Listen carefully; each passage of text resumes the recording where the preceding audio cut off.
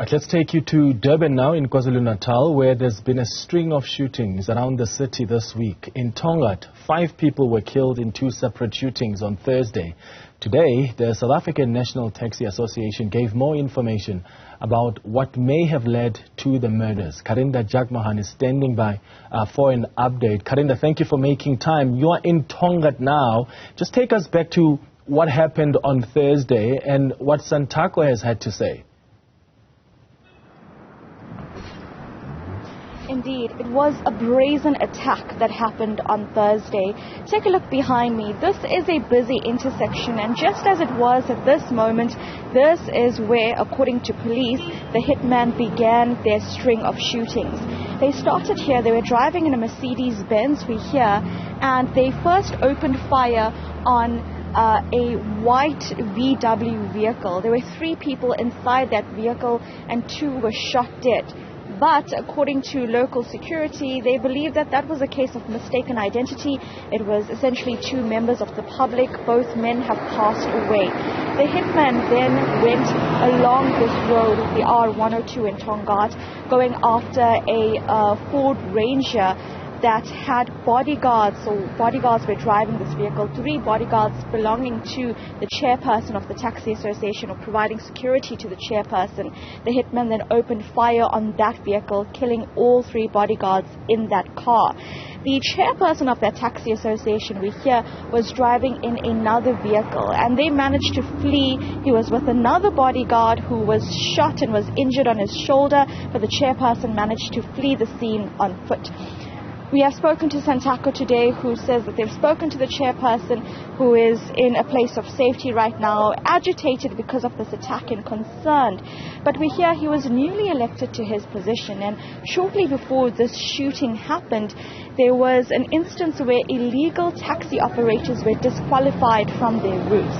Take a listen to Shangase, who spoke today about what they believe could have led to the string of shootings, ultimately targeting the chairperson of a local taxi association. It is alleged that when he took over as the chairperson in these recent elections, there were so many individuals who could not meet the requirements of them being called legitimate operators.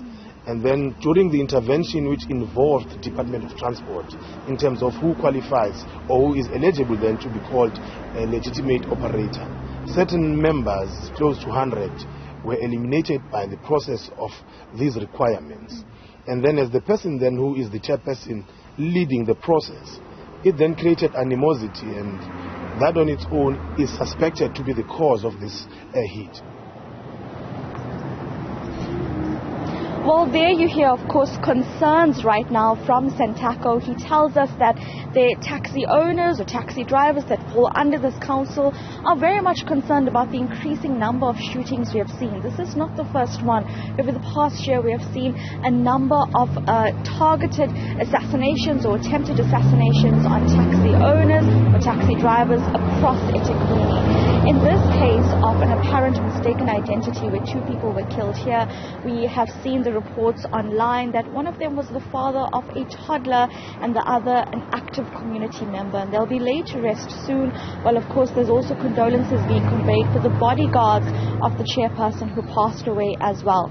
Right now, Santaco says they're looking into this issue of inter and intra politics and issues within their taxi associations, and also getting anonymous complaints about threats being delivered to taxi owners.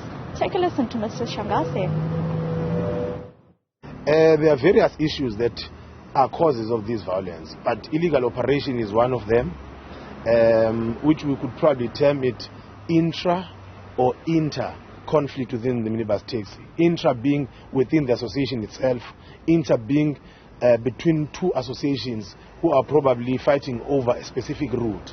But there are some which are very much easy to deal with, especially if people are fighting over a route.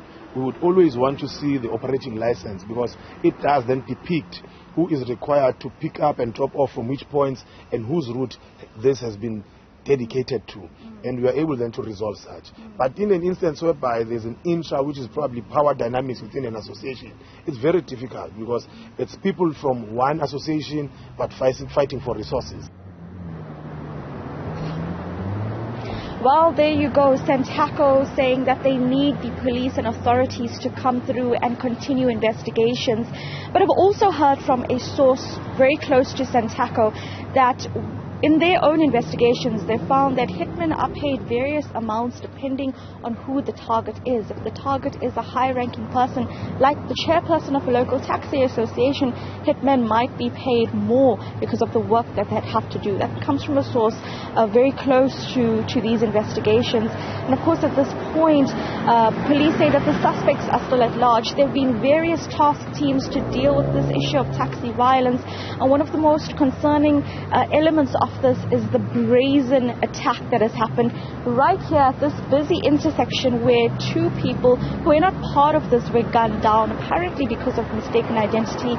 The same suspects who were seen in a Mercedes-Benz targeting the vehicle with the chairperson's bodyguards were seen here opening fire on two men, we understand, who really had no place in the taxi industry at all, so they wouldn't have been involved in this issue of taxi violence. Police are still investigating, and Santaco at this point says there needs to be more work by authorities to try and put an end to what's happening here.